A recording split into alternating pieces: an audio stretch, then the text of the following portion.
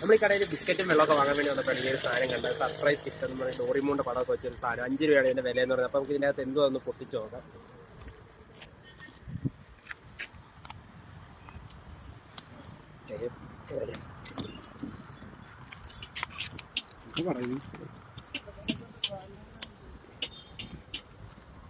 ഇതുമായിരിക്കും നോക്കാം.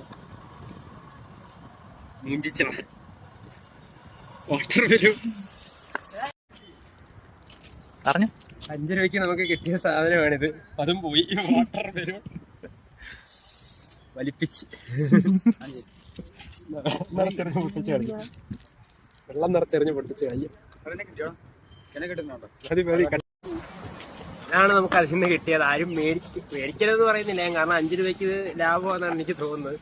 ഇതാണ് നമുക്ക് 5 രൂപയ്ക്ക് കിട്ടിയത്. കുഴപ്പമില്ല.